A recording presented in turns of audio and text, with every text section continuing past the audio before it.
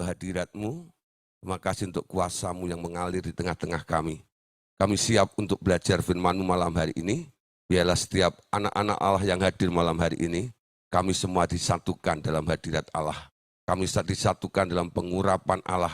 Sehingga malam hari ini kami siap untuk belajar firman-Mu. Terima kasih Tuhan Yesus untuk waktu yang Kau berikan bagi kami semuanya. Untuk kesempatan malam hari ini. Malam hari ini kami buka hati kami lebar-lebar buat Engkau. Berbicaralah bagi kami semuanya Tuhan.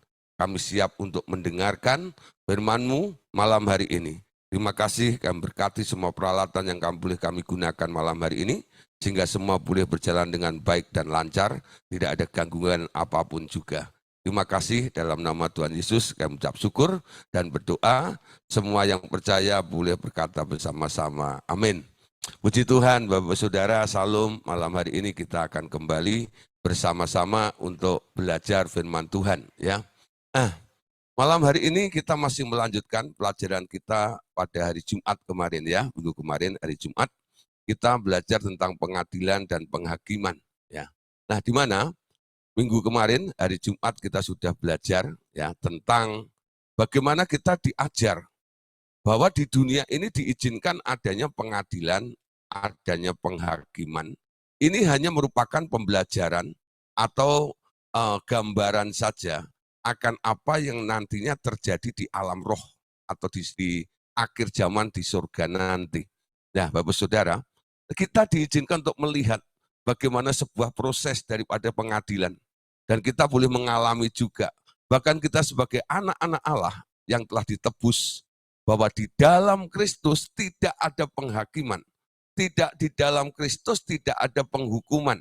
Kenapa Tuhan Yesus berkata begitu dalam Roma pasal 8 khususnya? Ya, di dalam Yesus tidak ada hukuman, tidak ada penghakiman bagi mereka yang hidup dipimpin oleh Roh, ya. Nah, yang tidak mengikuti keinginan daging. Kalau sudah mengikuti keinginan daging, mereka sudah di luar Kristus, ya. Kenapa? Karena Yesus datang berkata, "Aku datang bukan untuk menghakimi, aku datang untuk menyelamatkan."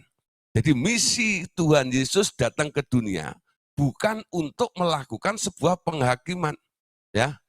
Dan dia tidak memberikan sebuah penghukuman.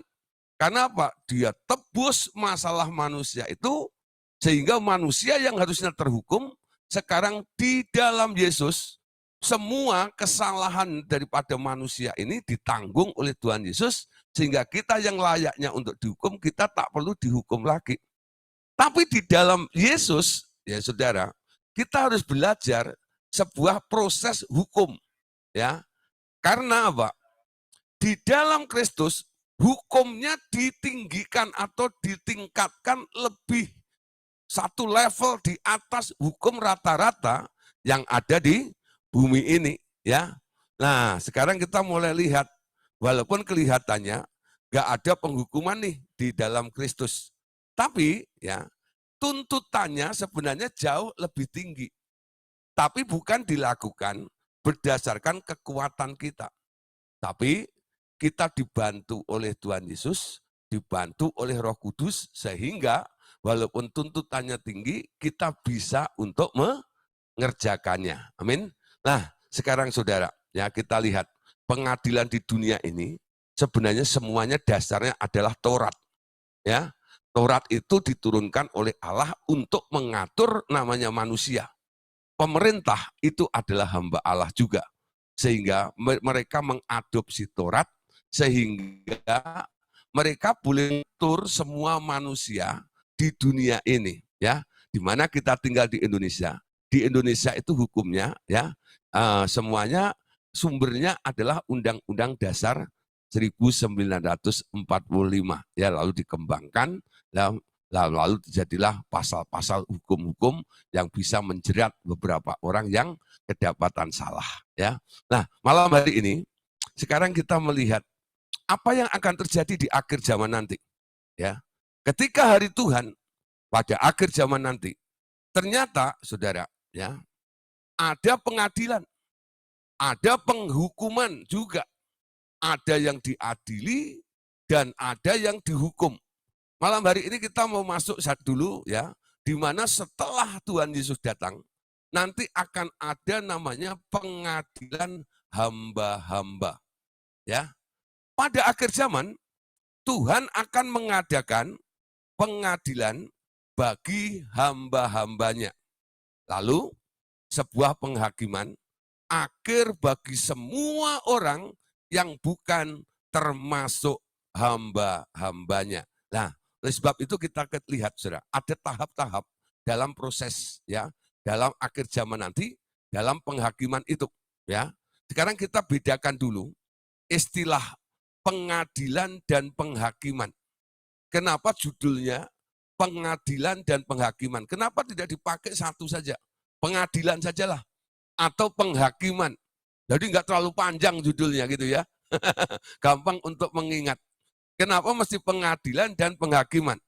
Ternyata pengadilan dan penghakiman itu memiliki nilai, memiliki arti atau pengertian yang berbeda walaupun ada kemiripan, ya. Tapi tujuannya berbeda, ya. Untuk apa diadakan pengadilan dan untuk apa diadakan penghakiman tersebut. Oleh sebab itu, kita akan bedakan dua istilah ini, ya, di dalam Alkitab, ya, tentang pengadilan dan penghakiman, ya. Nah, coba lihat. Apa itu pengadilan? Nah, apa itu pengadilan? Ya. Apa itu pengadilan? Pengadilan adalah pemberian keadilan bagi mereka yang sudah di dalam Kristus. Kalau kita sering mengatakan, Tuhan, Engkau adalah Allah yang adil. Kadang-kadang konteksnya hanya pada waktu kita berperkara dengan sesama kita, bukan? Ketika kita dizolimi, ketika kita diperlakukan semena-mena, ketika kita diperlakukan tidak adil oleh lingkungan, oleh keluarga kita, oleh sahabat-sahabat kita, oleh tetangga-tetangga kita, ya. Lalu Anda menghadap Tuhan karena merasa terpojok, tersudut seperti itu. Lalu Anda katakan, Tuhan, aku tahu Engkau adalah hakim yang adil. Betul enggak? Tapi konteksnya Tuhan Anda bawa kepada perkara Anda, ya, di antara sesama manusia di zaman ini, ya. Tuhan, Engkau tuh tidak tidur, ya. Terus setelah keren dulu waktu zaman Ahok, ya. Gusti mboten sari. Oh, ya. Tuhan tidak tertidur. Dia tahu mana yang salah, dia tahu mana yang benar. Ya, walaupun orang memperkarakan, memutuskan yang salah, Tuhan adalah hakim yang adil. Tapi konteksnya masih tetap ada di dalam perkara-perkara yang sedang terjadi di atas muka bumi ini. Ya. Tapi kita perhatikan, yang dimaksud pengadilan Kristus ini, itu nanti. Pada waktu akhir zaman itu tiba, semua hamba-hamba Kristus itu nanti akan mendapat keadilan. Ya. Pengadilan adalah pemberian keadilan bagi mereka yang sudah di dalam Kristus. Ya. Di dalam Kristus tidak ada penghukuman. Di dalam Kristus tidak ada penghakiman, tapi di dalam Kristus ada penyelamatan. Setelah Anda diselamatkan, nanti Tuhan akan dengan adilnya, ya, memutuskan sesuatu bagi semua yang telah menyatakan atau berkomitmen untuk menjadi hamba-hambanya Allah. Amin. Nah, banyak orang, ya, itu suka menyebut dirinya sebagai hamba Tuhan. Betul enggak? Nah, apakah Anda tahu sebagai hamba Kristus, sebagai hamba-hambanya Allah, nanti Anda akan berurusan dengan Tuhan Anda. Kalau Anda sebagai hamba yang memiliki sebuah nilai tanggung jawab, nanti Dia dengan adil akan memberikan sesuatu reward kepada Anda. Ya. Ada upahnya bagi mereka yang memiliki konsistensi dan tanggung jawab di dalam Tuhan. Tapi sebagai hamba yang disebut Tuhan Yesus kadang-kadang sebagai hamba mereka melayani Tuhan hanya dengan untuk urusan perut mereka, ya, untuk kepentingan mereka, bukan untuk kepentingan Allah dan surga. Nah, disitulah nanti ya orang-orang seperti itu, mereka bukan mendapatkan anugerah dari Allah, tapi justru akan ditegur oleh Allah dan mendapatkan hukuman daripada Allah. Itu namanya adil, ya. Nah, dalam pengadilan hamba-hamba itu nanti itulah yang akan terjadi, ya. Jadi pengadilan Kristus adalah pemberian keadilan bagi mereka yang sudah ada di dalam Kristus.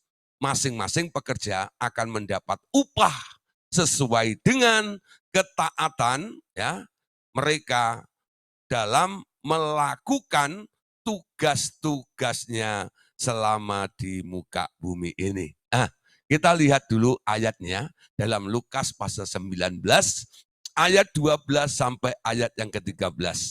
Ya. Lalu ia berkata, ini Tuhan Yesus cerita, ada seorang bangsawan berangkat ke sebuah negeri yang jauh untuk dinobatkan menjadi raja. Di situ dan setelah itu baru kembali. Ia memanggil 10 orang hambanya dan memberikan 10 mina kepada mereka, katanya, pakailah ini untuk berdagang sampai aku datang kembali. Bapak Ibu Saudara, ya, cerita ini sebenarnya Tuhan Yesus sedang menceritakan dirinya. Mengingatkan kepada para pengikut, para murid-muridnya ini. Ya, dia berkata, ada seorang bangsawan yang berangkat ke sebuah negeri. Ini sedang bicara tentang bagaimana Tuhan Yesus sebentar lagi akan diangkat naik ke surga, ya, duduk di sebelah kanan Allah Bapa setelah menyelesaikan tugasnya di muka bumi untuk menebus semua manusia, ya. Nah, itu digambarkan seperti seorang bangsawan yang pergi jauh, ya, ke negeri yang jauh. Tuhan Yesus pernah berkata, kemana aku pergi, kamu tidak akan bisa ikut aku. Ya, jadi Yesus sedang bicara tentang dia akan diangkat rapture itu. Itu gambaran seperti pada waktu Elisa dan Elia, betul nggak? Elia berkata, bentar lagi aku akan diangkat. Aku mau ikut, mau dapat ini, ya toh?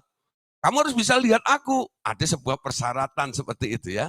Nah, ini gambaran apa yang dikatakan Tuhan Yesus ini, ya, perumpamaan ini.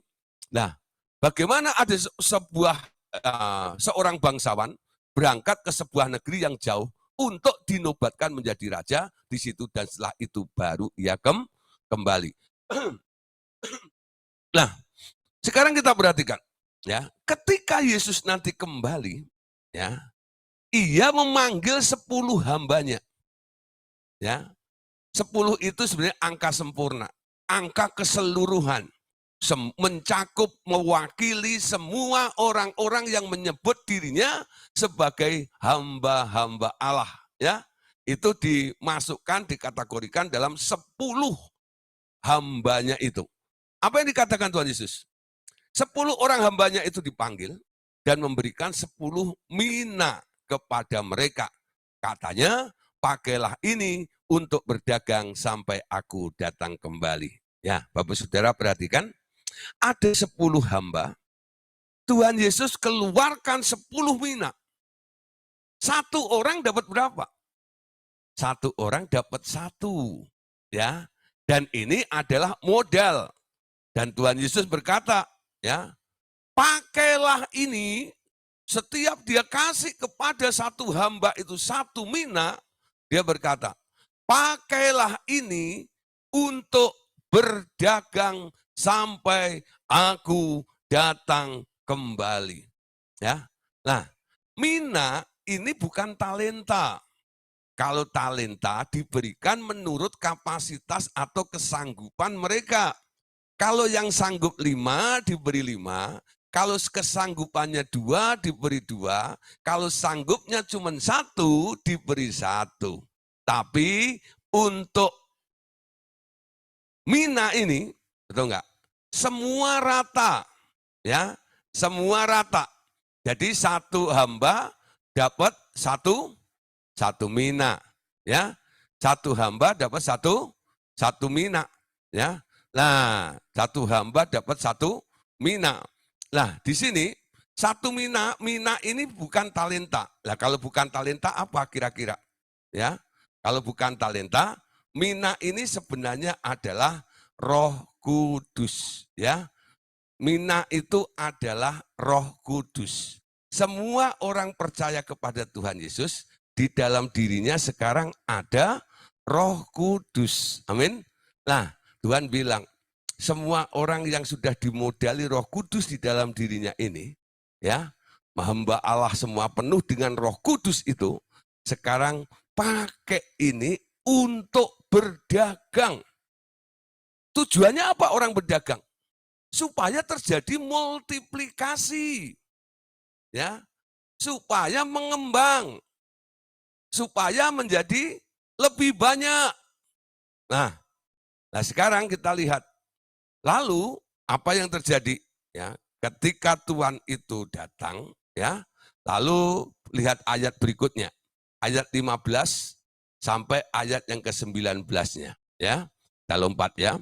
Setelah dinobatkan menjadi raja, ketika ia kembali menyuruh memanggil hamba-hambanya yang telah diberikan uang itu untuk mengetahui berapa hasil dagang mereka masing-masing, orang yang pertama datang dan berkata, Tuan, mina Tuan yang satu itu telah menghasilkan 10 mina. Katanya kepada orang itu, baik sekali perbuatanmu itu, hai hamba yang baik, engkau telah setia dalam perkara yang kecil, karena itu terimalah kuasa atas 10 kota. Datanglah yang kedua dan berkata, Tuan, mina Tuan telah menghasilkan 5 mina. Katanya kepada orang itu, dan engkau kuasailah 5 kota. Nah, ada yang menguasai 5 kota, ada yang menguasai 10 kota. Atas dasar apa perbedaan ini dilakukan oleh sang raja itu? Ya, dari 1 mina yang dipercayakan itu, sekarang ditanya, 1 mina yang aku berikan sebagai modal dalam hidupmu itu, sekarang jadi berapa? Ketika hamba itu bilang, nih jadi 10. Lalu tuannya berkata, ya, baik sekali perbuatanmu. Hai hamba yang baik, engkau setia walaupun modalnya cuma 1, tapi bisa jadi 10. Sekarang terimalah kekuasaan atas 10 kota. Yang hanya bisa menghasilkan 5, dia lebih kecil lagi kekuasaannya. Kalau mereka hanya mendapatkan 2, ya, dari 1 jadi 2. Jadi mereka hanya mendapatkan 2 kota, ya. Nah, sekarang kita lihat Saudara. Ini namanya adil. Pengadilan Kristus nanti kepada hamba-hambanya ternyata adalah pemberian reward, pemberian nilai menurut apa yang telah dihasilkan ketika mereka, ya, dipenuhi oleh Roh Kudus dan banyak memenangkan jiwa, sehingga Roh Kudus mulai ada di dalam jiwa-jiwa yang lainnya. Jadi sebenarnya ini adalah pemenang-pemenang jiwa, ya. Nah, sekarang yang kedua, Saudara, ya. Kalau tadi kita bicara tentang pengadilan, lalu penghakimannya apa? Penghakiman adalah pemberian hukuman bagi setiap orang sesuai dengan iman dan perbuatan masing-masing. Nah, ini bisa kita lihat dari ayat berikutnya dalam Lukas yang sama, Lukas 19 ayat 20 sampai ayat yang ke-22, ya. Dari ayat ini kita lihat, ya. Lalu hamba yang lain datang dan berkata, Tuan, inilah mina Tuan. Aku telah menyimpannya dalam sapu tangan. Sebab aku takut kepada Tuhan, karena Tuhan orang yang kejam. Tuhan mengambil apa yang tidak pernah Tuhan taruh, dan Tuhan memenuhi apa yang Tuhan tabur, apa yang Tuhan tidak Tuhan tabur. Katanya kepada orang itu, hei hamba yang jahat, aku akan menghakimi engkau menurut perkataanmu sendiri. Engkau sudah tahu bahwa aku orang yang kejam, yang mengambil apa yang tidak pernah aku taruh, dan menuai apa yang tidak aku tabur. Ya, nah, contoh daripada penghakiman yang dilakukan oleh sang raja itu, yaitu Tuhan Yesus sendiri, ya, adalah salah satu dari ke-10 hamba yang sama-sama mendapatkan 1 mina, ya, karena 10 mina dibagi 10 orang itu, ternyata dari 10 orang ini, 10 hamba ini, ada 1 hamba, ya, ada 1 hamba, ya, yang menyimpan minanya di sapu tangan. Harusnya mina itu dibuka, ditabur kalau itu benih, betul nggak? Supaya apa? Terjadi multiplikasi. Tapi ini disimpan, ya. Kenapa dia simpan? Alasannya ayat 21. Sebab aku takut kepada Tuhan. Ya. Jadi ketika tuannya memberikan 1 mina itu, ya, tuannya berkata, pakai ini untuk berdagang. Nanti kalau aku pulang, ayo nanti kita hitung-hitungan. 1 ini bisa menghasilkan bermultiplikasi menjadi berapa? Ya. Nah, ternyata mendapat satu tugas atau arahan, ya, tuntutan dari tuannya ini, hamba ini kayaknya keder, Saudara. Aduh, gimana ya? Ini kalau sampai hilang gimana? Karena takutnya, makanya hamba ini menyimpannya di dalam sapu tangan, ya. Dikatakan apa? Sebab aku takut kepada Tuhan, ya. Karena Tuhan adalah orang yang kejam, yang mengambil apa yang tidak pernah Tuhan taruh, dan Tuhan menuai apa yang tidak Tuhan tabur, ya. Nah, Bapak Ibu Saudara, sebenarnya apa yang dikatakan oleh hamba yang menyimpan minanya di sapu tangan ini tentang keberadaan dari sang tuan yang disebut sebagai tuan yang kejam, mengambil apa yang tidak pernah Tuhan taruh dan menuai apa yang tidak Tuhan tabur, itu sebenarnya konsep yang dibangun oleh pemikirannya dia sendiri. Betul nggak? Orang kalau takut, orang kalau males, orang kalau bimbang, orang kalau ragu, orang kalau tidak mengerti, lalu membangun sebuah opini, betul nggak? Nanti munculnya ada sebuah asumsi, ya, sebuah pemikiran yang belum tentu, ya, itu sebenarnya benar atau salah terhadap orang yang sedang pikirkan seperti itu. Amin. Apalagi kalau kita berpikir tentang Tuhan. Ya. Banyak orang untuk mengenal Tuhan, mereka mencoba untuk mengolah Tuhan dengan pikirannya. Sehingga konsep manusia ini kadang-kadang kita rohanikan. Ya. Menurut saya ini Tuhan itu pantasnya begini. Ya. Jadi konsep Tuhan itu berdasarkan apa yang menjadi idealis dalam pemikiran Anda. Kalau Tuhan tuh nggak begini, itu bukan Tuhan, ya.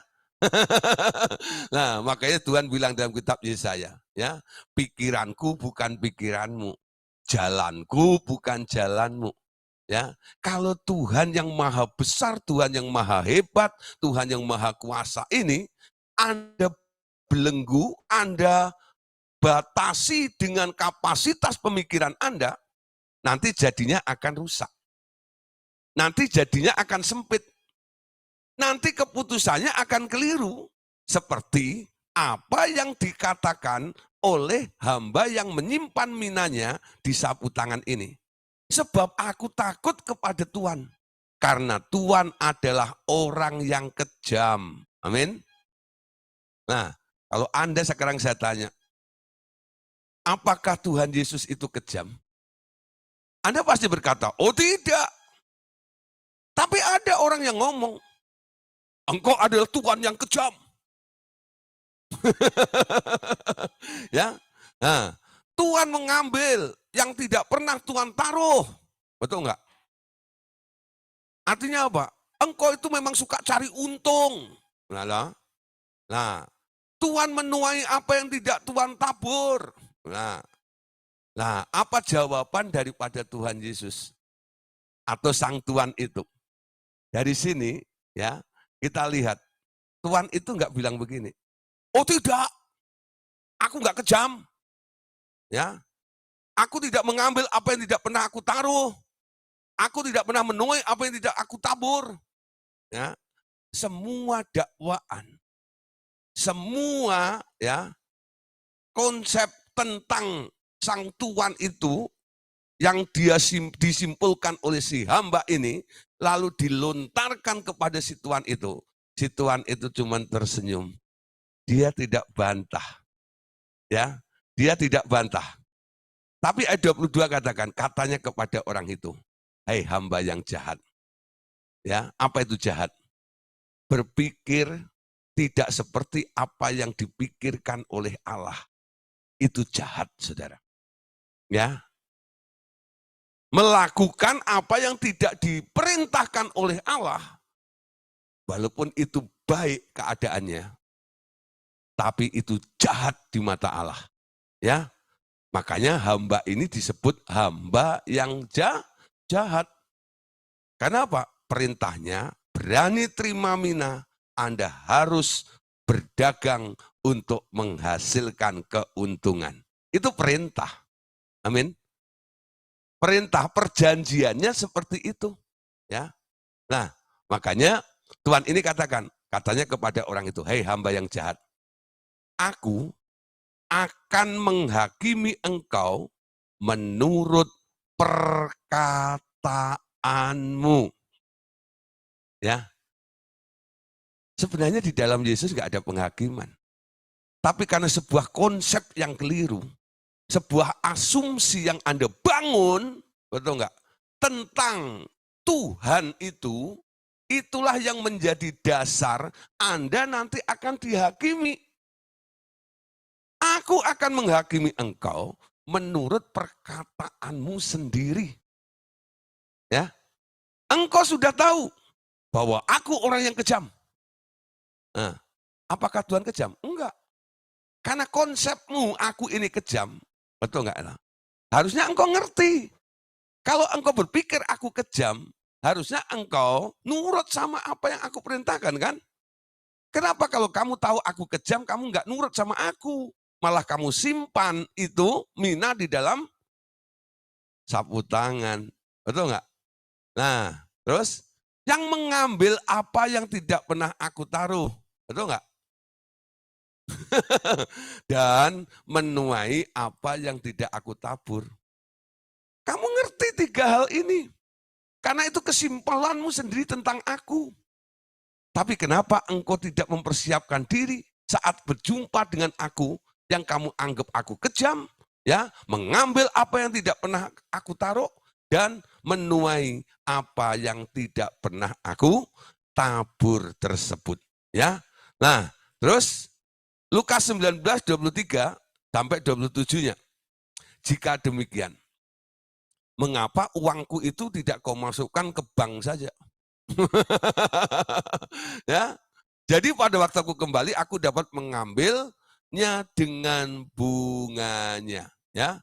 Lalu katanya kepada orang yang berdiri di situ, ambillah mina yang satu itu dari dia dan berikanlah kepada orang yang mempunyai 10 mina itu, katanya kepada mereka. Ya, kata mereka kepadanya, Tuan, ia sudah mempunyai 10 mina. Jawabnya, aku berkata kepadamu, setiap orang yang mempunyai, kepadanya akan diberi. Tetapi siapa yang tidak mempunyai, juga apa yang ada padanya akan diambil.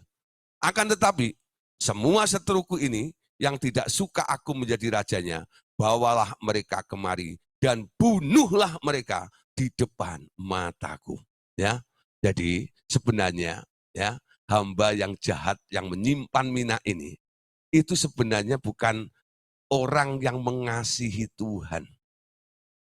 Dia memusuhi Tuhan. Sampai Tuhan bilang, itu seteruku. Betul enggak? Seteruku. Apakah ada dalam tanda kutip mungkin jabatan di dalam organisasi, boleh disebut pendeta, rasul, nabi, penginjil, ya, gembala, pengajar, ya 5 jawatan itu.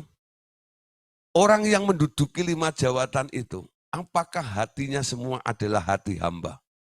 Belum tentu, saudara. Ya, belum tentu. Apakah semua pendeta hati hamba? Belum tentu. Apakah semua penginjil memiliki hati hamba? Belum tentu. Apakah semua pengajar memiliki hati hamba? Belum tentu juga. Ya, apakah semua rasul memiliki hati hamba? Belum tentu juga. Apakah seorang nabi itu, ya, jawatan nabi yang diduduki itu, mereka yang menduduki di situ memiliki hati hamba? Belum tentu juga. Betul nggak? Nanti akan terbukti di hari pengadilan dan penghakiman hamba-hamba ini. Ya, nah, kamu boleh keren, ya, jabatanmu mungkin dibalik, ya, depannya pendeta, belakangnya STMJ, STMH, hahaha, dan sebagainya, ya. Nah, tapi apakah nanti, ya, Anda dinyatakan oleh Tuhan, Anda adalah hamba yang setia, atau Anda adalah dikatakan, hei seteruku. Ya, akan tetapi semua seteruku ini yang tidak suka aku menjadi raja, sehingga kamu bilang aku raja yang bengis, aku raja yang kejam, aku raja yang mengambil keuntungan dan sebagainya, ya, bawalah mereka kemari dan bunuhlah mereka di depan mataku. Jadi dieksekusi, ya, itu penghakiman hamba-hamba. Jadi menjadi hamba Allah, Bapak Saudara, harus didasari dengan hati yang murni. Ya, tujuan Anda dalam melayani adalah menyenangkan hatinya Tuhan, menguntungkan kerajaan surga. Saya selalu berkata kepada murid-murid saya, kalau kamu mau komitmen mau menjadi seorang hamba Tuhan, jangan cari untung di dalam pelayanan. Kalau kamu masih mau cari duit, carilah duit di luar pelayanan. Pelayanan adalah sebuah pengabdian, saya bilang. Ya, kalau kamu belum punya jiwa mengabdi, segala macam, jangan ambil sebuah komitmen dengan Tuhan. Ya, ini bahaya sekali. Ya, mungkin manusia hari ini bisa Anda kelabui. Ya, dengan apa? Ya, orang kan bisa pura-pura rendah hati, betul enggak? Tapi Tuhan nantilah yang akan menilai Anda sebagai apa. Saya mau belajar. Saya mengucap syukur Tuhan bawa ke saya kepada sebuah wadah revival total ministry ini. Lulus sekolah Alkitab. Lulus sekolah Alkitab, saya mencoba membangun sebuah gereja supaya jadi seorang gembala. Pikirannya apa? Ya supaya dapat persepuluhan, dapat pensiun untuk hari tua dan sebagainya. Dan puji Tuhan, sudah lumayan. Jemaat sudah di atas 80. Ya. Tapi Tuhan bikin sesuatu sehingga akhirnya saya harus menyerahkan, ya, gereja itu ke pusat, ya. Lalu saya pergi ke Jakarta tahun 93, ya. Nah, disitulah akhirnya saya ketemu dengan Revival Total Ministry ini. Saya gabung dengan RTM 93 akhir, ya, pas Desember, pas hari Natal. Saya gabung Revival Total Ministry ini 93. Di situ saya ketemu senior saya. Lalu senior saya bilang gini, Gideon, ya, kita ini hamba Tuhan. Ya, kita hidup dipelihara oleh Tuhan. Jaga motivasi hatimu. Ya, jangan mencari untung di dalam pelayanan. Tentu saya camkan terus. Ya, saya camkan terus. Dan saya mengerti ada proses yang terjadi di dalam diri saya. Ya, apa yang terjadi, saudara? Iman saya dipupuk oleh Tuhan. Saya mengerti mekanisme iman itu. Dari proses pengakuan iman sampai mengerti arti daripada rencana dan kehendak Allah. Ya, ketika Tuhan bilang, masih degilkah hatimu? Bukankah kamu telah melihat aku membuat 5 roti dan 2 ekor ikan dimakan oleh 5.000 orang dan kenyang ada sisanya. Masih degilkah hatimu? Mujizat selalu terjadi di dalam kehidupan saya. Ya, membuat sampai hari ini saya melihat, kalau saya mengatakan ku ada sebagaimana ku ada, Itu bukan sebuah slogan. Itu realita yang saya alami di dalam sebuah kehidupan. Ini adalah anugerah, grace, bagaimana cara Tuhan memelihara dalam setiap kehidupan kita. Yang penting jaga hati. Amin. Jaga hati.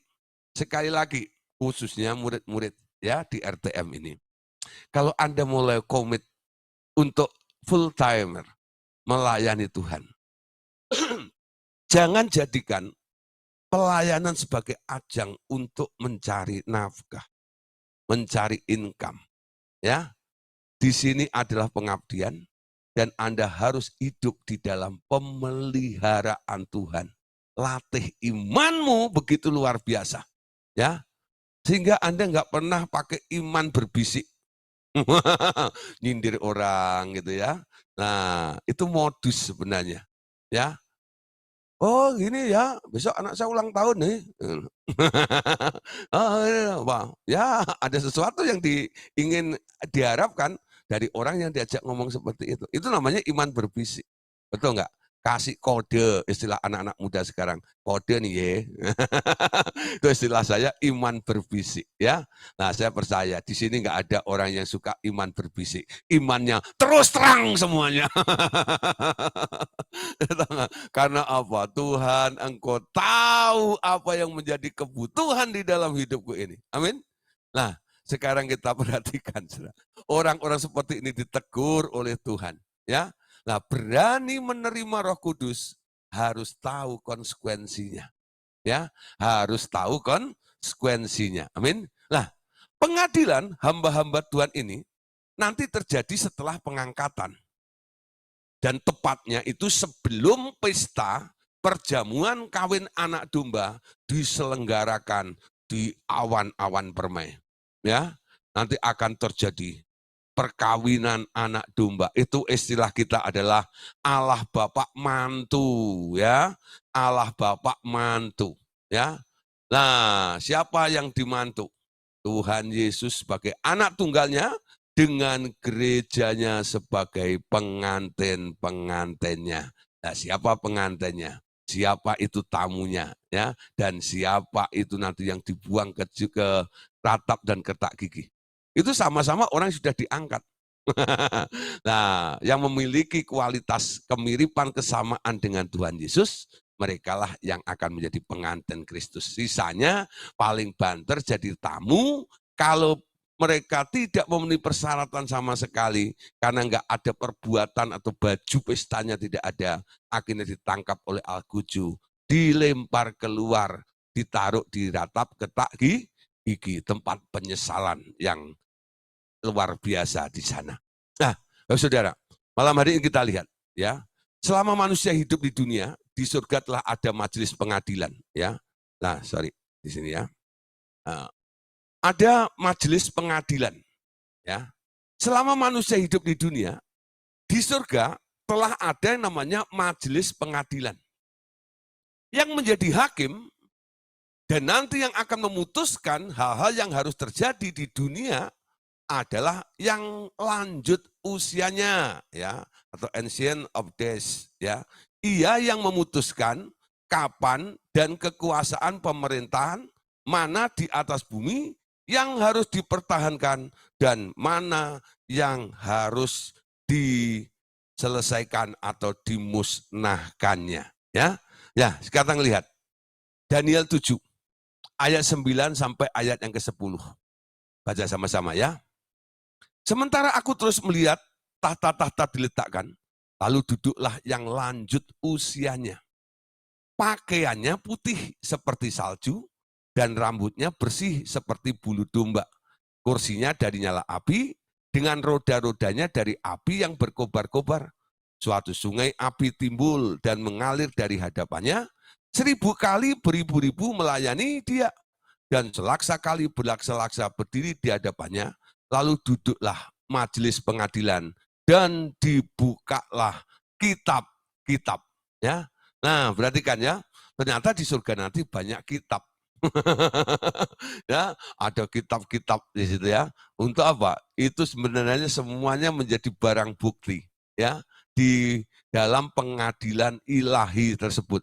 Tapi siapa yang mengadili? Tadi katakan ya, ketika Daniel itu melihat, sementara Daniel itu melihat tahta-tahta itu diletakkan, lalu duduklah yang lanjut usianya, ya, lanjut usianya. Nah, lanjut usia ini sebenarnya dipakai kata senior, ya. Nah, ya bukan ubanan. Senior yang dituakan, ya. Nah, itu yang paling senior, ya. Jadi kita tahu di RTM ini juga gitu ya, kita membuat sebuah hierarki, aturan hierarki, sistemnya adalah senioritas. Siapa yang lebih dulu bertumbuh, mereka yang akan menjadi senior. Yang bertumbuhnya di bawahnya itu namanya juniornya. Ya, nah nanti ada cucuk junior, ada cicit junior. Nah, tapi mereka yang mampu bertumbuh lebih dulu, itu senior bagi para juniornya. Ya, nah itu istilah yang dilihat oleh Daniel adalah yang lanjut usianya. Nah, siapa yang lanjut usianya? Nah, di situ sebenarnya yang dilihat adalah Allah Bapa. Ya, Allah Bapa itu adalah yang lanjut usianya, yang paling senior, lebih senior daripada semua makhluk termasuk Tuhan Yesus, ya Allah Bapa. Ya, ya Allah Bapa. Jadi nggak ada yang lebih tua daripada Allah Bapa. Amin. Daniel 7, 25-27 ya. Ia mengucapkan perkataan yang menentang yang maha tinggi dan akan menganiaya orang-orang kudus milik yang maha tinggi. Ia berusaha untuk mengubah waktu dan hukum dan mereka akan diserahkan ke dalam tangannya selama 1 masa dan 2 masa dan setengah masa. Ya, itu yang dihakimi. Kita tahu siapa. Ya, nah yang melakukan 3,5 tahun, ya itu masa-masa antikris itu mereka yang akan dianiaya. Lalu ayat 26, majelis pengadilan akan duduk dan kekuasaan akan dicabut daripadanya untuk dimusnahkan dan dihancurkan sampai lenyap. Maka pemerintahan, kekuasaan, dan kebesaran dari kerajaan-kerajaan di bawah semesta langit akan diberikan kepada orang-orang kudus umat yang maha tinggi. Pemerintahan mereka adalah pemerintahan yang kekal, ya, dan segala kekuasaan akan mengabdi dan patuh kepada mereka, ya. Nah, habis saudara, itu majelis pengadilannya. Jadi Anda tahu kalau ditanya siapa sih nanti yang akan mengadili dan siapa saja yang akan diadilinya. Anda boleh bukakan di dalam kitab Daniel pasal 7 tadi ya, sampai ayat yang ke-27 ya. Nah, kita perhatikan. Kemarin tadi sudah saya katakan, apa sebenarnya misi Tuhan Yesus datang ke dunia? Yesus datang untuk menyelamatkan. Misi kedatangan Tuhan Yesus ke bumi bukanlah untuk menghakimi dunia, tapi untuk menyelamatkannya. Ya, nah baca Yohanes pasal 7, pasal 3, ya, ayat yang ke-17. Ya, ini apa yang dikatakan Tuhan Yesus? Sebab Allah mengutus anaknya ke dalam dunia, bukan untuk menghakimi dunia, melainkan supaya dunia diselamatkan melalui dia. Nah, sekarang perhatikan, kalau Tuhan Yesus tidak menghakimi, sebenarnya kenapa sekarang ada penghakiman itu? Atas dasar apa penghakiman dibuat? Betul nggak? Kalau Yesus sendiri datang sebenarnya dia tidak menghakimi, justru dia menyelamatkan semua manusia yang mau percaya kepada dia. Nah dari sini mungkin kita bisa mengambil sebuah kesimpulan. Tiap orang nanti akan diadili oleh perkataan yang diucapkannya. Sementara itu ia sendiri tidak menghakimi siapapun. Tuhan Yesus berkata, hati-hati dengan namanya perkataan. Enggak. Setiap perkataan yang keluar dari mulutmu itu ada konsekuensinya. Engkau dihukum karena engkau ngomong, engkau diselamatkan juga karena engkau ngomong. Amin. Anda selamat bukan karena Anda bayar emas, bayar dengan koin, bayar dengan duit Anda, ya, tidak. Keselamatan itu gratis. Hanya cukup diterima dengan iman. Iman itu adalah mengakui, betul enggak? Untuk mengakui Anda cukup mengucapkan sesuatu. Dengan hati orang percaya dibenarkan, dengan mulut orang mengaku diselamatkan. Ya. Tapi sebaliknya, kalau dari mulut manusia ini perkataannya keliru, ya, yang terjadi apa? Yang terjadi bukan dia diselamatkan, tapi dia akan dihukum. Jadi masalah dihukum atau diselamatkan, ini persoalan apa? Persoalan omongan Anda. Oh Pak, bukanlah, ya, orang dihukum ya karena perbuatannya kan. Ya, banyak orang kadang-kadang kalau saya ngomong begini, itu enggak lah. Nah, itu kadang-kadang bilang ini, Pak, kita dihukum kan karena berbuat salah. Bukan karena ngomong salah, Pak. Ya, ini nggak adil, ini nggak balance. Kalau Anda diselamatkan bukan karena perbuatanmu, bukan karena usahamu, tapi cukup dengan imanmu, engkau akui, engkau percaya. Begitu juga tentang masalah penghukuman. Engkau dihukum juga bukan karena perbuatanmu, tapi karena omonganmu. Bingung ya? Kita sedang bicara tentang keadilannya. Ya, Anda dihukum, Anda diselamatkan, alasannya harus sama. Coba kalau saya tanya, Bapak Ibu Saudara, Anda diselamatkan karena apa? Karena saya punya iman, mengaku, betul nggak? Percaya kepada Tuhan Yesus, saya selamat. Bukan karena perbuatan. Oh bukan. Nah sekarang saya tanya, saya balik. Nah kalau Anda sampai dihukum karena apa? Ya karena perbuatan. Loh, gak adil tuh.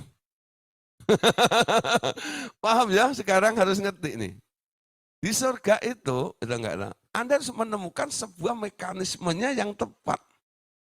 Ya, memang betul ada sebuah perbuatan yang salah. Nanti yang akan dinilai oleh Tuhan. Ya loh. Tapi kenapa orang berbuat salah? Kenapa orang berbuat benar?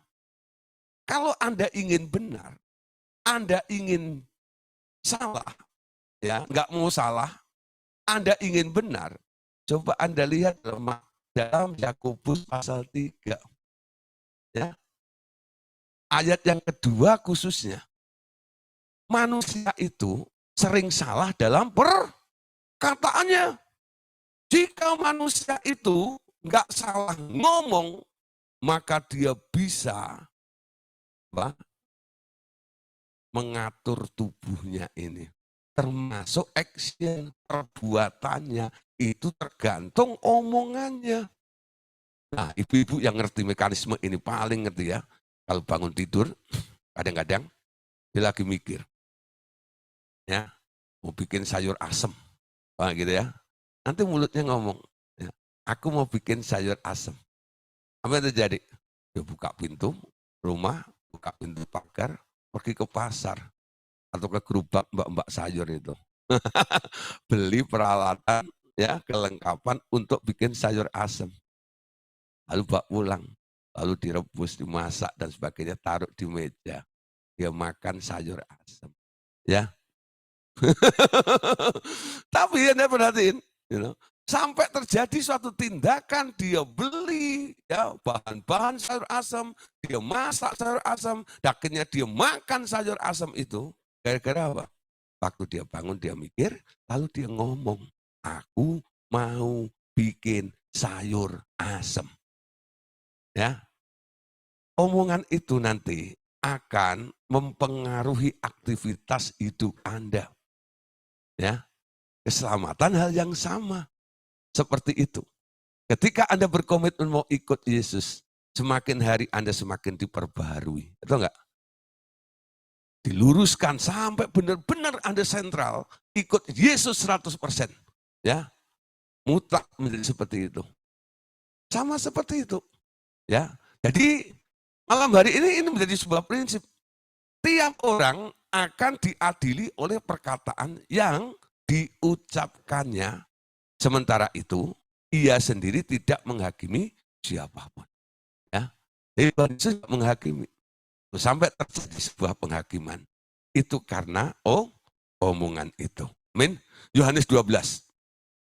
Ayat 47 sampai ayat 48. Jikalau seseorang mendengar perkataanku, tetapi tidak melakukannya, aku tidak menghakiminya. Ya, perhatikan ya. Jikalau seorang mendengar perkataanku, tapi tidak action, tidak melakukannya, aku tidak menghakiminya. Nah, sebab aku datang bukan untuk menghakimi dunia, melainkan untuk menyelamatkannya. Ayat 48, perhatikan. Siapa saja yang menolak aku dan tidak menerima perkataanku, ia sudah ada hakimnya, yaitu firman yang telah kukatakan. Itulah yang akan menghakiminya pada akhir zaman ini. Amin. Nah, Bapak Saudara, banyak orang kadang-kadang gemar sekali untuk belajar firman. Mendengar kebenaran demi kebenaran. Ya. Tapi perhatikan ayat 48 ini. Siapa saja yang menolak aku dan tidak menerima perkataanku, ia sudah ada hakimnya, yaitu firman yang telah kukatakan itu. Dengar, tahu, tidak melakukannya. Nah, hakimnya apa? Bukan Tuhan menghakimi. Tapi karena Anda mendengar, berbahagialah orang yang mendengar dan melakukannya. Amin. Mendengar toh, nggak melakukannya binasa juga. Tapi kalau Anda mendengar, melakukannya, Anda akan diselamatkan. Nah, ya. Besok yang ikut pemuridan jadi sedikit. Kenapa? Wah, kalau gitu jangan dengar deh. Ya, dengar nanti dituntut. Mending saya tidak dengar ah. Tapi umatku binasa juga karena tidak mengetahui kebenaran. Ya, yang bagus mana? Anda dengar, Anda melakukannya supaya Anda tidak dihakimi oleh firman yang telah dikatakannya itu. Amin. Nanti setelah misi penyelamatan ini selesai, barulah ya Tuhan Yesus diberi otoritas oleh Bapaknya untuk menghakimi orang yang hidup dan yang mati. Ya, jadi kesimpulannya begini Bapak Saudara. Selama Tuhan Yesus di muka bumi, dia tak pernah menjadi hakim. Ya, sebab tentang penghakiman itu, Yesus sendiri bilang, itu haknya Bapa. Hanya Bapa yang lanjut usia itulah yang sebenarnya punya hak untuk duduk, betul enggak? Di meja penghakiman itu. Ya, untuk menghakimi. Itu haknya Allah Bapa penghakiman itu. Tapi nanti Allah Bapa akan mendelegasikan ketika Tuhan Yesus sudah diangkat menjadi raja untuk menghakimi rakyatnya. Semua yang pernah diciptakan oleh Tuhan Yesus itu ada di bawah kekuasaan kerajaan surga. Nanti itu yang akan menghakimi adalah Tuhan Yesus. Ya, tapi selama di muka bumi, Yesus tak pernah ya menjadi hakim atas murid-muridnya atau orang-orang pada zaman itu. Kalau mereka yang terhakimi, itu mereka dihakimi karena firman yang telah diucapkan oleh Tuhan Yesus. Ya, nah sekarang kita ngerti ya. Oke, nah sekarang bagaimana kuasa menghakimi itu? Penghakiman atas dunia seterusnya akan diserahkan kepada anak manusia, ya, atau Tuhan Yesus. Setelah ia menyelesaikan misi penyelamatannya di dunia, supaya Tuhan Yesus mendapat kehormatan tertinggi di antara manusia. Yohanes 5 ayat 22 sampai ayat yang ke-23. Mari kita baca sama-sama. Bapak tidak menghakimi siapapun, melainkan telah menyerahkan penghakiman itu seluruhnya kepada anak. Jadi hak pertama itu Bapak punya, diserahkan kepada Yesus. Ya, supaya semua orang menghormati anak. Itu tujuannya. Sama seperti mereka menghormati bapak yang lanjut usia itu. Siapa saja yang tidak menghormati anak, ia juga tidak menghormati bapak yang mengutus dia. Ya, Yohanes 5:27-nya. Ia telah memberikan kuasa kepadanya untuk menghakimi karena ia adalah anak manusia. Jadi Bapak memberikan otoritas untuk Tuhan Yesus bisa atau punya hak untuk menghakimi. Ya, nah penghakimannya nanti akan didasarkan kepada hukum Taurat, baik yang sudah mendengar hukum Taurat maupun yang belum. Yang belum mendengar hukum Taurat akan diadili oleh Tuhan Yesus menurut hati nurani mereka masing-masing. Kenapa? Karena sebenarnya di dalam hati manusia itu, di dalam hati nurani manusia itu, sudah ada hukum Taurat itu sendiri. Ya, yang sering orang katakan, suara hatiku katakan jangan, ya, katakan lakukan sesuatu, gitu ya.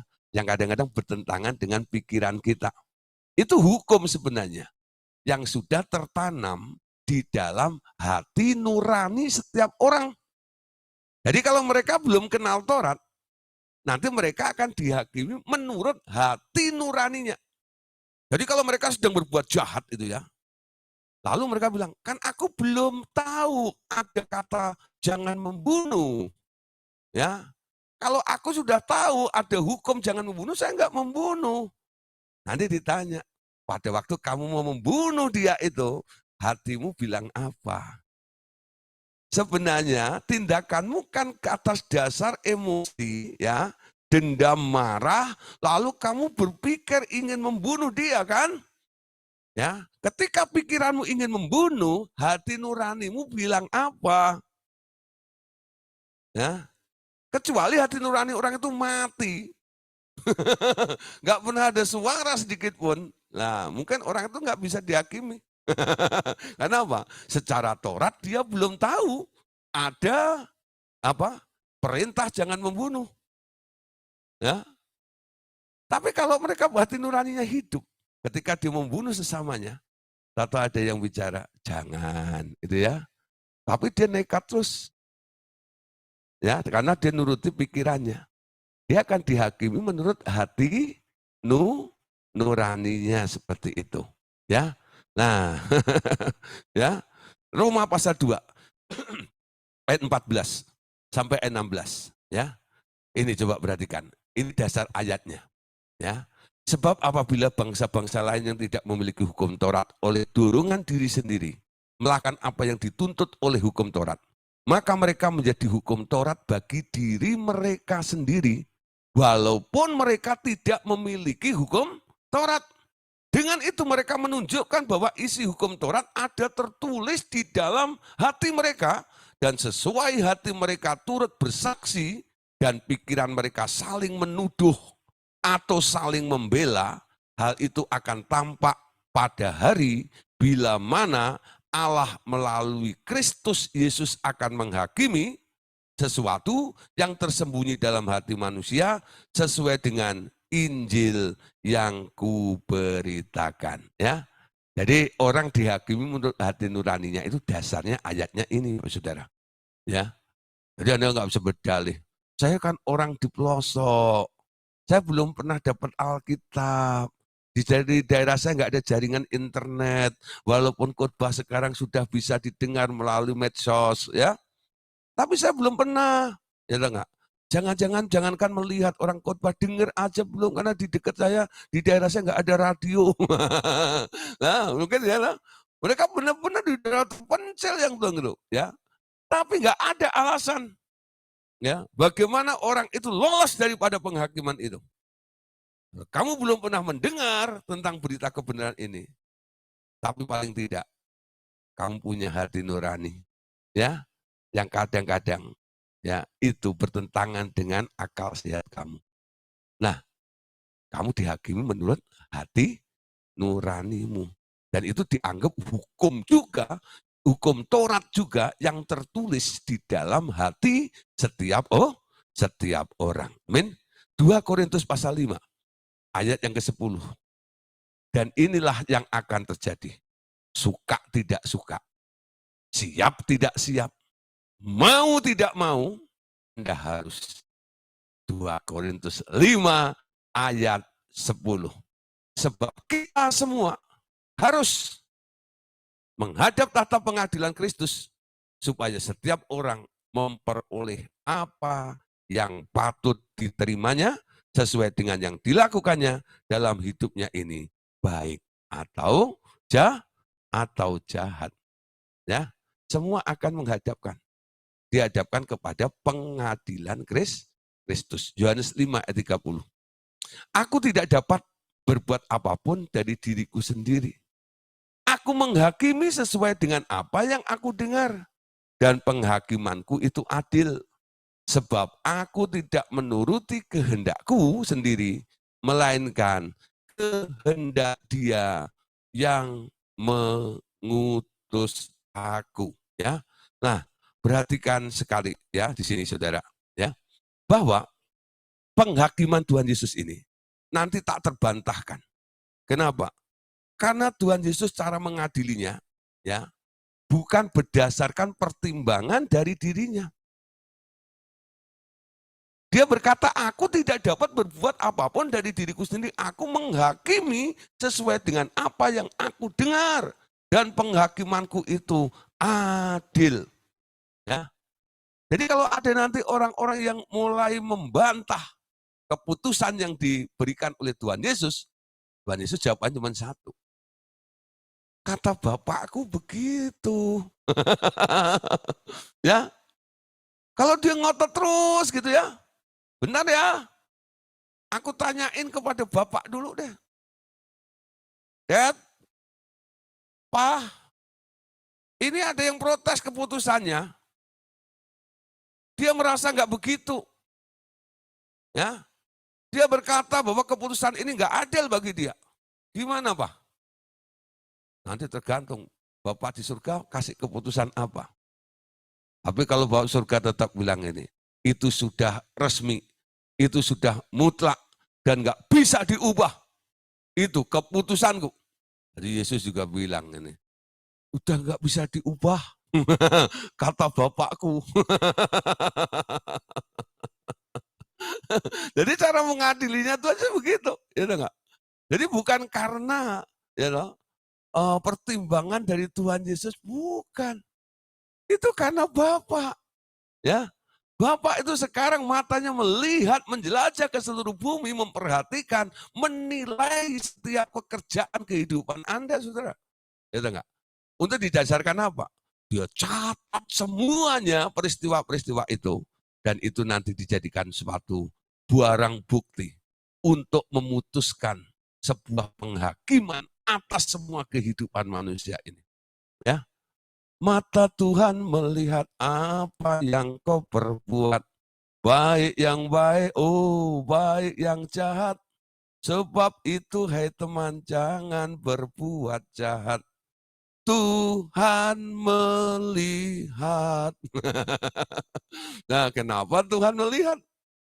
Mata Tuhan melihat, walaupun itu lagu sekolah minggu. Amin. Hah? Ada guru sekolah minggu hanya untuk nakut-nakutin, ya. Ya, kakak nggak melihat, tapi Tuhan melihat loh ya.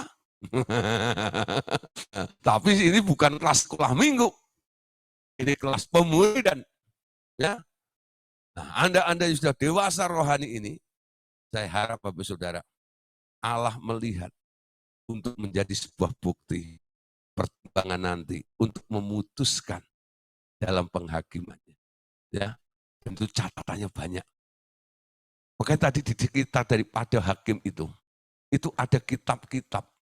Baik untuk kitab-kitab pribadi, orang-orang catatan Anda, maupun kitab-kitab dari agama-agama kepercayaan dan sebagainya.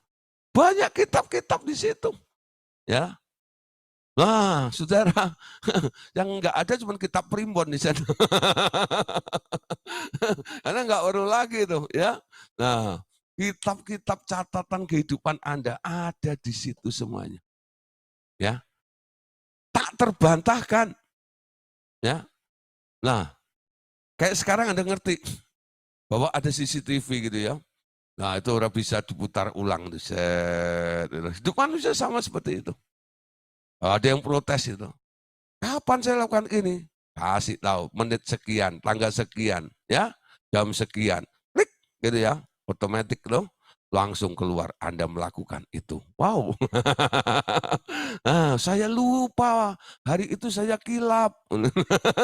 Oh, di sana nggak ada kilap. Nggak hilang. Nah, walaupun Anda pernah melakukannya, tapi itu sebenarnya bisa di-delete ya, bisa dihapus.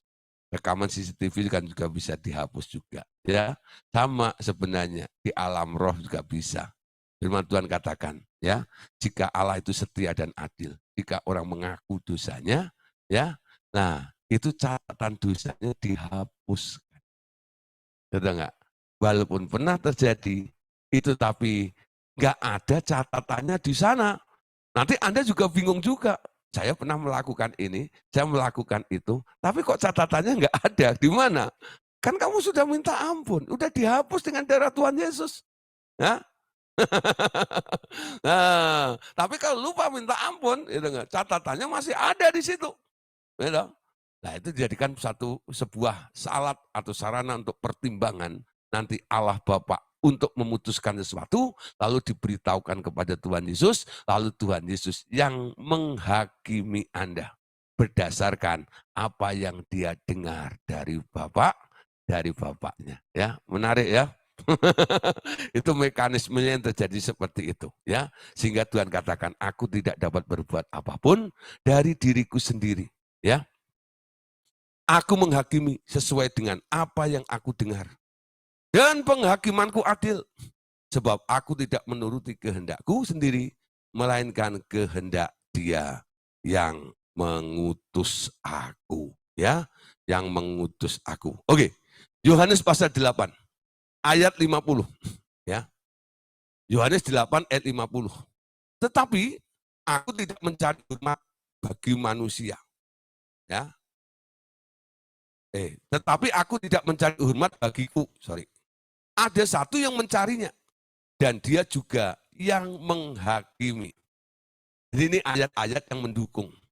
Sebenarnya ya di luar daripada Tuhan Yesus untuk melakukan tugas penghakiman nanti ini. Ada yang membackup dia dan dia yang lebih berhak untuk memutuskan sebuah penghakiman itu nantinya. Nah, siapa yang dimaksud oleh Tuhan Yesus di sini? Ya, yang dimaksud oleh Tuhan Yesus di sini adalah Allah Bapa. Ya, nah Allah Bapa lah yang dimaksud oleh Tuhan Yesus. Ya, tetapi Injil akan menjadi dasar utama ya dalam pengadilan akhir itu. Itulah sebabnya Injil juga diberitakan di kalangan orang-orang mati. Ya, nah kenapa saudara? Selain dasar dari perbuatan-perbuatan setia, ya ternyata salah satunya yang menjadi landasan untuk penghakiman itu adalah Injil. Ya, adalah Injil. Nah, nanti banyak orang yang akan dihakimi ya karena Injil. Semua orang yang pernah mendengar Injil, mereka akan dihakimi oleh karena pemberitaan Injil tersebut. Ya, nah coba lihat satu ayat lagi untuk malam hari ini ya. 1 Petrus pasal 4 ayat 5 sampai ayat yang ke-6. Perhatikan. Tetapi mereka harus memberi pertanggungan jawab kepada Dia yang telah siap sedia orang yang hidup dan yang mati. Injil telah diberitakan juga kepada orang-orang badani, tetapi oleh roh ya dapat hidup menurut kehendak Allah. Nah, sekarang kita perhatikan ya, ketika Tuhan Yesus ya turun ke dunia orang mati, ke Hades ya khususnya, apa yang dilakukan oleh Tuhan Yesus? Dia menginjili orang-orang mati, khususnya orang-orang mati pada zamannya Nuh pada waktu itu. Ya, nah Kenapa Injil harus diberitakan di kalangan orang-orang mati? Karena Injil merupakan dasar juga dari sebuah keselamatan. Ya, nah Injil itu masih diberitakan. Jadi kalau Bapak Ibu Saudara nanti mungkin ketemu dengan orang mati, seperti Yesus memberitakan Injil, Bapak Ibu Saudara boleh juga. Kalau mereka belum pernah mendengar Injil, wartakan Injil untuk mereka juga. Amin. Nah, malam hari ini kita sampai di sini dulu. Ya, besok kita akan melanjutkan. Bagaimana kita akan menghakimi bersama dengan Yesus. Ya, bagaimana kita ikut menghakimi bersama dengan Tuhan Yesus. Bisa lolos dari penghakiman, itu puji Tuhan. Ya, tapi ada yang lebih lagi yang buat kita excited, yaitu apa? Tuhan, aku mau ikut menghakimi bersama dengan Engkau. Ada dua hal yang akan kita hakimi bersama dengan Yesus. Malaikat-malaikat yang jatuh dan ya apa? Bangsa Israel, ke-12 suku Israel. Itu yang akan dihakimi. Ya, oke, saudara, puji Tuhan. Terima kasih untuk kesempatan malam hari ini. Kita bertemu kembali lagi besok ya. Tuhan Yesus memberkati.